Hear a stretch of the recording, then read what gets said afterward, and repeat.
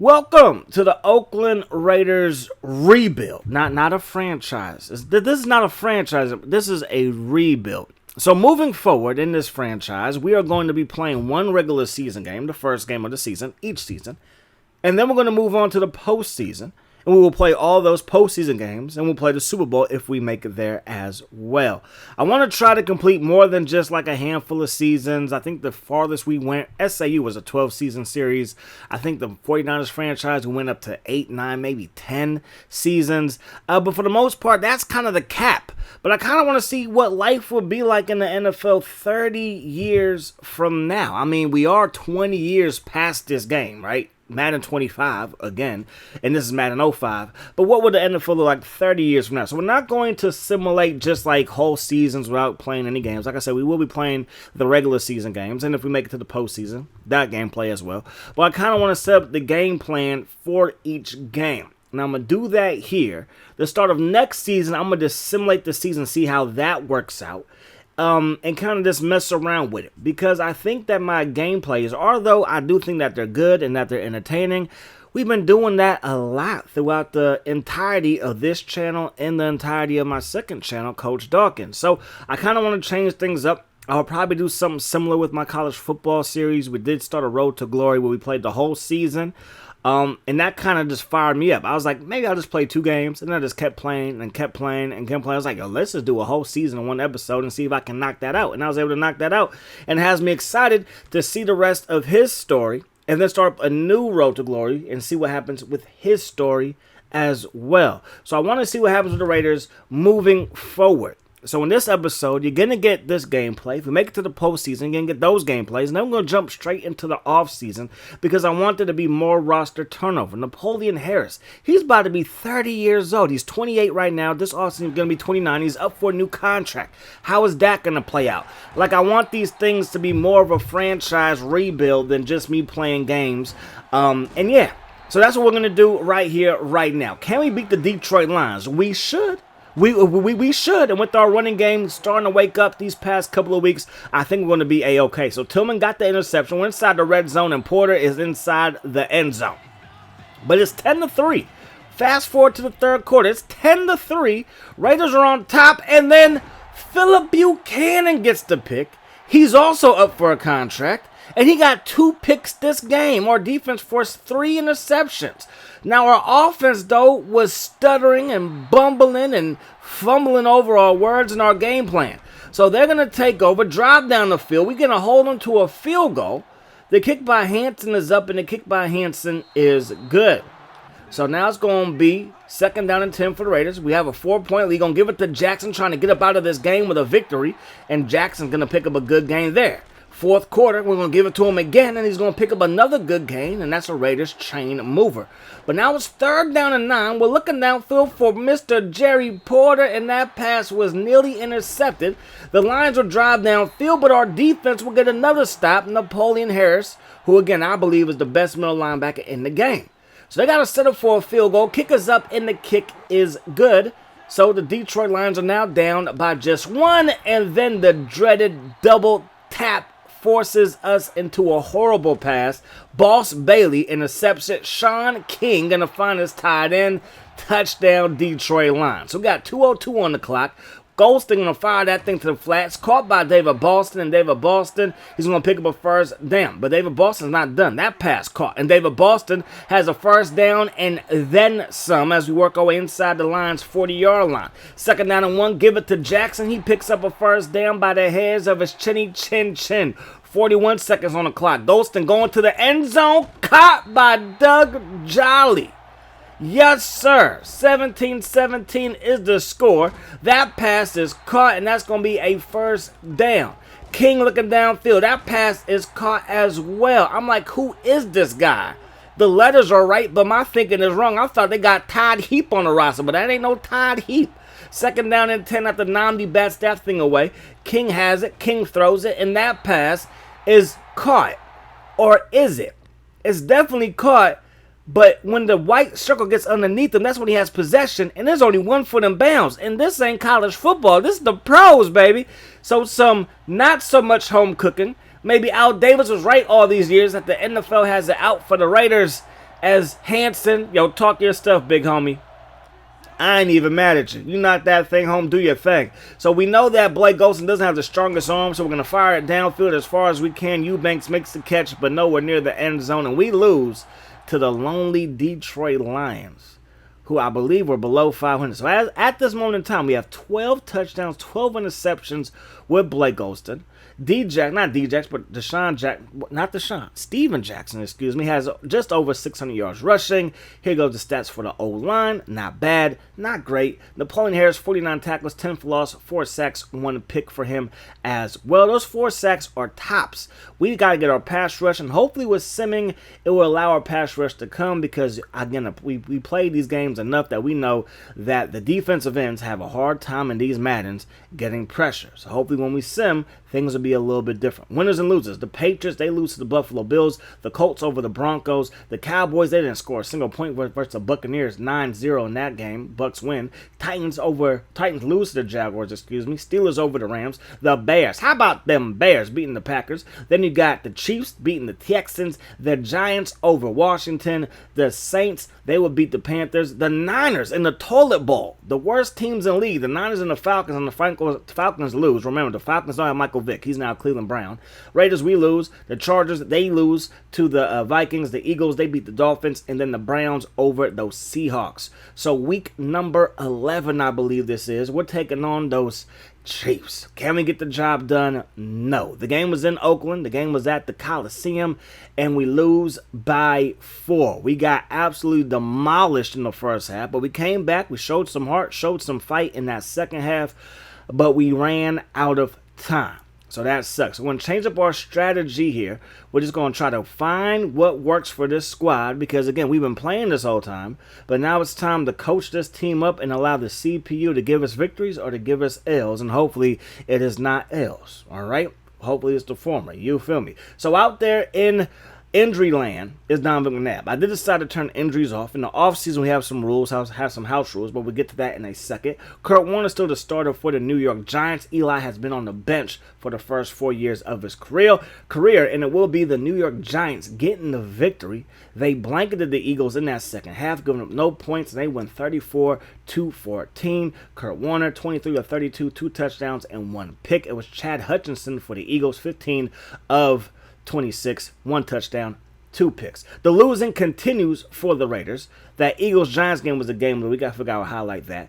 We are now 5-6. The Broncos are walking away with the division at 9-2.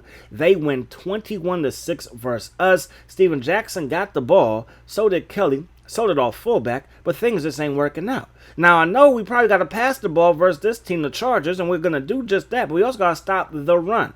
So we will focus on stopping the run here because LT is a beast. We're going to bump it up 55 for the run, 45 for the pass, and we end up beating the Chargers.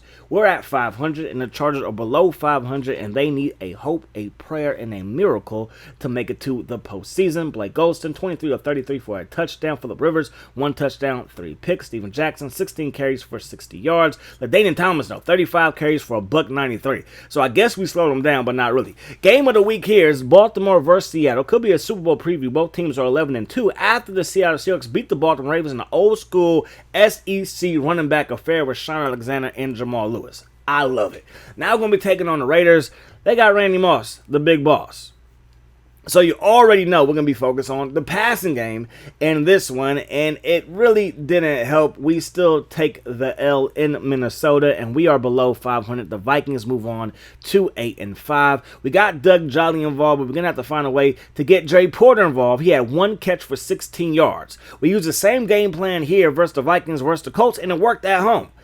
Not the Cardinals, but the Colts, they put up 14 points, in the first half, but didn't score a single thing in that second half, and we get the job done there. We are the 8th seed right now, 7-7. This old school, baby. There's only 6 teams that go to the playoffs in each conference. We got to do some work versus Eddie George, TJ Duckett, and, of course, these Tennessee Titans. Now, I'm going to focus just a little bit more on the pass for this one, I think, and getting the ball to Steven Jackson just a little bit more. And it worked out in our favor. We get the win in overtime. So that is a good look there. Eubanks, I saw that he got into the end zone. It looked like Blake Golson, 35 of 47, 4 touchdowns and 2 picks. Steve McNair, 3 touchdowns and 2 picks.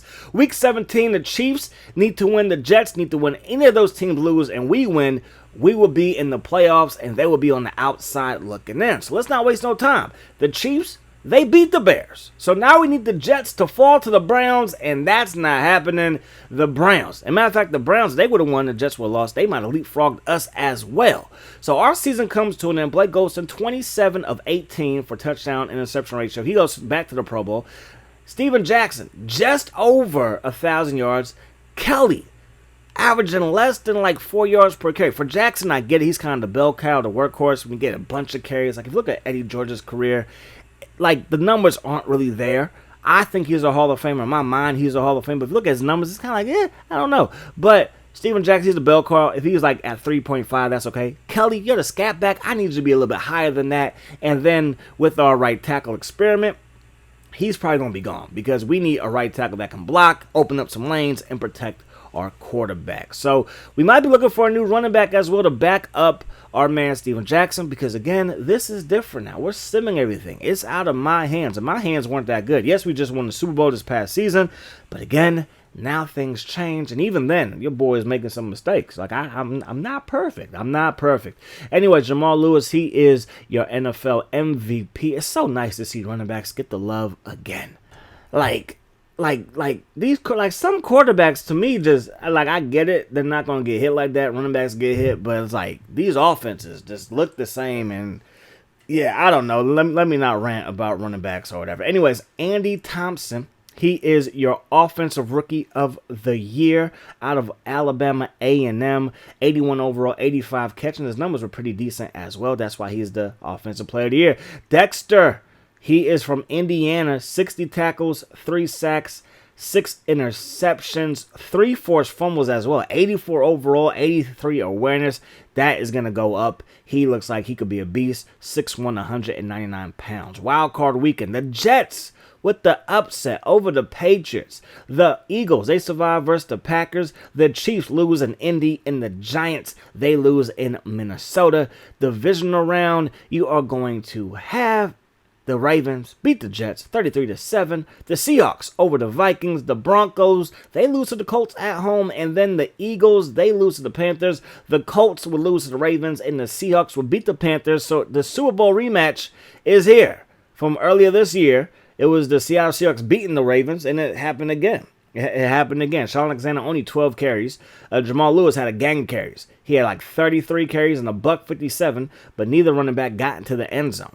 So, hey, Seattle, they get the job done. The Ravens, they lose a Super Bowl. Now, let's get to the offseason, ladies and gentlemen. We have a grand total of $188.3 million of assets, all right? We made $41 million this season. Jack Del Rio, he's going to retire. Erickson, he is going to retire as well. Go coach your high school or your son's high school, I guess. Bill Cowher, maybe golf is his game. You're a Super Bowl winner. Not in this universe, but in real life, you done did that thing. Mariucci, he left with his dignity and nothing else. We need a brand new coaching staff. Junior Seau is available. He could help our linebackers. I think linebackers are very, very important in this matter. We also are going to be losing our offensive coordinator. So we did sign Junior Seau. He's going to help out with the linebackers, like I mentioned. I want somebody that can help out with our rushing attack, and Hazlitt might be able to do that just a little bit. So we're going to offer him a contract he's not going to accept. We're going to get into a bidding war with who, I do not know. But it's going to cost us a bunch of money to bring him in, $1.28 million. That's what it costs. We also need a new offensive coordinator. He's good with kickers and punters. Mainly kickers, because Janikowski, although he has a mean leg, sometimes the accuracy could be a little bit up. But I'm not using him no more, at least not as much. So hopefully everything will be all right during the regular season, minus week 1, and of course the postseason where I'm going to take over. Kurt Warner, notable retiree. Does that mean that Eli has been thrown the keys? Is he now the heir to the throne? I guess he's not the heir to the throne, right? He is on that chair right now, all right? Edwards, he's going to retire as well. Big fullbacks. Gotta love your fullbacks. Isaac Bruce, Drew Bledsoe. Earl Little also going to retire. For the Raiders, nobody has retired. So restricted free agents going to re-sign these guys here, and you see that everybody re-signs. Not going to go after Gross because his blocking was gross. Now we get to the point where we can only re-sign one guy. Only re-sign one guy. Everybody else goes, and that means they have a chance to see other offers. And we can only sign 7 guys, up to 7 guys, during the regular re-signing process. If we need to find roster spots or fill roster spots, we'll give everybody else 1-year deals right before the season starts, or right before preseason and training camp starts. So everybody on the list is going to be a free agent, except for Napoleon Harris. So 96 overall, 99 overall awareness. He's 29 years of age. He just wants a 2-year deal. So I'm willing to give him that and see if he progresses or if he starts to regress, but we're going to see. So here's our roster right now. Of course, Blake Golston's our quarterback. Jackson and Cully are running backs. McCray, he's our fullback. At receiver, pretty decent still. Doug Jolly, 90 overall. Tight end, offensive line looking good. 95, 95, 92, 87. And then we need a new right tackle. As you can see, we don't have not one on the roster. Mills, I need big things from Mills, especially because we're not going to be playing. I need big things from Mills. And yeah, linebacker core is looking good. But Wells, he got to get it together, because I'm not going to give these guys too many chances, because we know in these old school Maddens, and even I know that they said something for the newer Madden where guys can sit and actually progress, kind of like a Patrick Mahomes behind Alex Smith. And these older ones, these guys got to play. They're not going to get better really sitting on the bench, but I'm trying to win championships, so I really don't got time to watch you progress like that. Here are the incumbent free agents. Bob Sanders is out there, and that is intriguing because free safety has been an issue. Lawton has an issue tackling, and then Pearson has an issue covering, and I think Bob Sanders might fix both of those problems. He was released by the Colts, as you saw. And then Big Todd, could he be our right tackle of the future, or will we go to the draft? Speaking of drafts, we did our we did our scouting, and Rashawn Hand might be the best one. Run blocking is good. Pass blocking is great. He's kind of slow with a 5.240. And then this guy from Notre Dame, Sean Hastings, he's a little bit stronger, and his run blocking was good. Pass blocking was above average. So let's head to the NFL draft and see what transpires. So the Falcons, they got the first pick in the draft because they were just awful. Where they go, quarterback to try to replace Michael Vick? You're gonna find out. We're gonna view their draftees in a second. We gotta make something happen. Our right tackle is the 5th best player available as of right now. So I'm thinking maybe we could trade back and maybe gain a pick. So we're going to swap picks with Miami. I want your 2nd. They say no. I want your 3rd. And they will also say no. Fat chance. So then I talk to the Bears because I don't want to go back too far. I want your 2nd with your 1st. They say no. I want your 1st with your 3rd. They say no. I do not want a 4th. It's not going to happen. And I might miss out on my draft pick. So I'm going to pick up Hand right there. And he's going to be our new starting right tackle. All right, the Eagles, they make a swap, and they get what they want. Or the Eagles and Dolphins, they trade picks. And the Dolphins, they make out how I wanted to make out. But, hey, this didn't work out for us. Moving along in the first round, there's some more willing and dealing. The Niners get a first-round pick. They need all the first-round picks they can get, and they trade with the Packers. The Patriots get a 2nd and a 4th to give the Cardinals their first round pick number 24, and I believe that's all the willing and dealing. No, the Texans, they get back in the first round, and the Vikings get pick number 5 of the 2nd round and pick number 5 in the 4th round. Pick number 2 for us, we're looking at this corner, and Keith Easley, not the fastest guy in the world, but he's 6'4", 208 pounds, crazy vertical at 37. For that height, and as a football player, I'll take that vertical. Ran a 4.4. Tackling is average. Hands are average, but maybe his coverage skills are above average. So we're going to take a flyer on him. So Hand comes in at 71 overall, 88 pass block, 87 run block, just 55 awareness, just 30 speed, 83 strength. That's pretty solid. Keith Easley, 68 overall, 85 speed, 59 catch, 85 acceleration, 81 agility, and a 62 awareness rating as well out of UCLA. Then we went backing out another offensive lineman, another right tackle, 63 overall with a 90 pass block, but just 75 run block. Maybe he develops, maybe he stays around. Who knows? Sammy Douglas, right end, he's going to come to town, 77 tackle, 65 speed, 72 strength, just 60 overall, but in the 4th round, that's not bad. Then Christian Barber, who's slipped in the draft. Tight end from Florida. Maybe he had some off the field issues. I don't know, but he slid in the draft, and he was projected to go in the second round. We get him in the 5th round. Then you got Vincent, 58 overall, fullback. I love fullbacks. I figured I'd give him a chance. He was slated to go in the 2nd round. He fell to the 6th round. Didn't work out. And then Hill, right guard. 54 overall, that's not going to work out either. First pick in the draft went to the Falcons. They go with a running back, 82 overall, Brian Stump, 89 speed, 93 break tackle though, and I believe a 92 carry. Second pick of the second round pick for them looked to be decent. Then Pat Fernandez, outside linebacker from Florida, 71 overall. Lucas from Washington, a center, 303 pounds, looks to be decent. And then Bennett in the 4th round. They get the quarterback. But in the 4th round or 5th round, I believe, Thomas, left guard, 54 overall. And, yeah. So a decent draft for the Falcons, I must say. Then the second pick in the draft was held by the Arizona Cardinals. They go with Seth Jackson. So maybe Kerry Collins' days as a starter are numbered with the Arizona Cardinals. Steve Moore, left guard from Michigan State, 80 overall, 95 run block, 83 pass block, 82 strength. Muhammad, running back from the Rams. The Rams just keep drafting running backs and signing running backs and taking running backs. Fargas is no longer there. Marshall Falk is no longer there. Steven Jackson no longer there. So they're grasping at straws in their running back room. Singleton, middle linebacker from, I believe it was it Clemson? I don't know, but he got signed by the Houston Texans, drafted by the Houston Texans. Booker, cornerback from Nevada, going to go play for those Pittsburgh Steelers. Diaz, left end, 69 overall. The first 10 picks of the draft, you kind of got some bust, it looks like, in it. Who knows how these guys progress, though?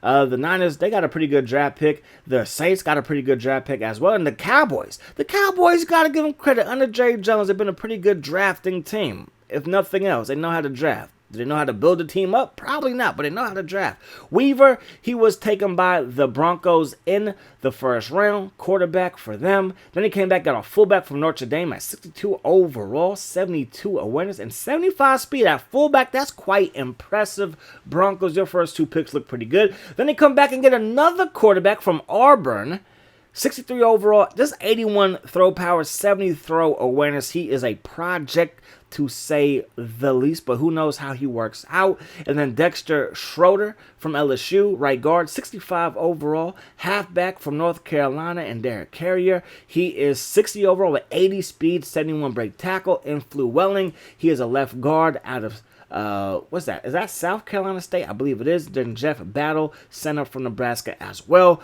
The Chargers, their draft looks like this. 77 overall from Iowa, defensive tackle, and Gary Mason. That's a good draft pick right there, especially I picked number 14 in the 1st round. 69 overall cornerback for them. Then another cornerback here from Iowa State. So the Chargers trying to revamp that secondary, and they need to. Blake Ghost to be looking to carve you up. Another Schroeder, I believe another cornerback for the Chargers is going. Another cornerback? What is happening? They're taking nothing but corners. But they're actually decent overalls. You can't be too mad at them. And then Bennett, left guard from Arizona State. No, from Arkansas State. The outside linebacker is from Arizona State. Then the Chiefs, 67 overall is their first pick. A free safety from The Ohio State University. Not a bad pick for their first pick of the draft. Troy Bruce, receiver from South Dakota State, 95 speed, 92 acceleration, just 63 catching, but you can always work in somebody's hands. Another receiver from Tennessee Tech, 69 catching, but just 82 speed. So pick your poison with these guys. Another receiver, 71 catching, 82 speed, 94 acceleration. All right, they know how to take receivers in Kansas City, don't they? R.B. Christensen, middle linebacker from Notre Dame, 61 overall, 76 tackle, 60 awareness. Left tackle from Michigan, 6'6", 318 pounds, just a mover of his body. The pass block and run block was not that good. And they got a left tackle from Georgia, 51 overall. So the Chiefs might have had the weakest draft out of all the AFC West teams. We're going to try to bring back Janikowski. He's going into his year 30 season, but we want him back. Philip Buchanan, he is out there. So is Edwards. So is Nnamdi. Those are your top 3 corners. 2 of them used to play for us. I don't know if we could just let them just go out there and see what's out there, really. I'm going to try to re-sign some of these guys.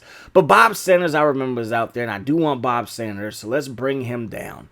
he can stay healthy. I mean, injuries is off, but we're going to pretend like it's not for the storyline, because I'm a draft and build a team like I need depth just in case people get hurt. I'm not going to do like something cheesy where we have like 50 overall backups. That's not going to happen. So we will try to re-sign or sign Bob Sanders. We do bring back Janikowski. Thank you very much. And we do sign Mr. Bob Sanders.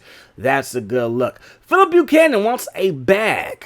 So I try to see how much it will cost to just get that interest from that light green to that dark green. When it's dark green, they really want to come to your school, or not your school, but your NFL team, your franchise. And it took a lot, and we didn't even get there. And then with Edwards, I was like, maybe we can get him, and it's not going to get there either. So Nnamdi, he's like, I want to be a Raider. So it didn't take much to get him to that dark green. I'm like, okay, so we could probably re-sign him. He's 85 overall. I want another running back. Kelly was good as a user back, but maybe in sim he won't be as good. But then I tried to shortchange Willis McGahee. I brought his total salary down. He's like, I'm not feeling that. So I left his total salary where he wanted it, bumped up that signing bonus, and he still doesn't want to sign with us. But we do bring back Nnamdi. So Nnamdi is like, I am here to stay. Chris Perry from Michigan football players and Michigan running backs, they just have a soft spot in my heart. So there you go. Now I'm looking at our D tackle spot. Williams is now 75 overall. We can't have that. So I'm going to go out to Bryant Young. Yes, he's older, but I only need him for like another year before we draft a replacement for both of those guys. The guys we have drafted at the spot hasn't really worked out. So now we do have Philip Buchanan in the dark green. It took a lot. 26.5, $10 million signing bonus. And I'm like, yes, he's there. Do I really want him? No, the 92 overall and his speed is like appealing. Like, even though I know he wasn't that good for us, but he's still not really taking us serious. Like, he's still not. So he's not going to sign with us. But later on in the free agent process, Chris McAllister got released by the Ravens. Sometimes that happens. Sometimes guys will get released during this period. And I'm like, let me try to get him. But I really did not give him a serious offer. And he would decline that offer that I gave him. Did not give him the years that he wanted. So we do get Janikowski and Sanders. We do get Bryant Young. And we do get Nnamdi Asomugha to re-sign. Moving forward after that, I realized that we're probably going to have to get a cornerback, maybe in free agency. But right now it's Tillman, Asomugha, and Easley, our second round pick as our top three running back, our top three corners, I should say. Running back, Chris Perry. He would probably replace Kelly, who will still be on the roster, but he's a higher overall, and his carry is a little bit better. His break tackle is definitely better. And we brought in Johnson because he is 70 overall, as you see in the top left corner. He's 70 overall, and Hills is 54 overall. Like I said, I'm going to try to avoid having 50 overall backups because I'm not trying to cheese the process, all right? So McAllister, I shortchanged him. 98 overall, 99 awareness, still has 94 overall speed, 97 acceleration. I probably should have gave him the money that he wanted, the contract that he wanted, and he probably would have been a Raider, but instead he re-signs with the Ravens. The Bears get Suggs and Brooking. I don't know if Suggs is going to be a DN or they're going to change their defense to a 3-4, but hey, that's who they got. Philip Buchanan is a Jet. Fred Taylor, he is a Panther now. Mario Edwards, the top two corners, go to New York to play for the Jets. Justin Fargas is now an Eagle. Harris is still out there. Dallas Clark is now a Panther. Richardson, the punter, still out there. James Hall, I believe he is a Lion. Now he's a Giant. Middleton is now a Buffalo Bill. And then Big Ty going to go to the Broncos. We got Bob Sanders, so I'm happy about that. Morris is now a Titan. Marcellus Wiley, that dude, is going to New York. So is Vanden Bosch. Do they play on the same side?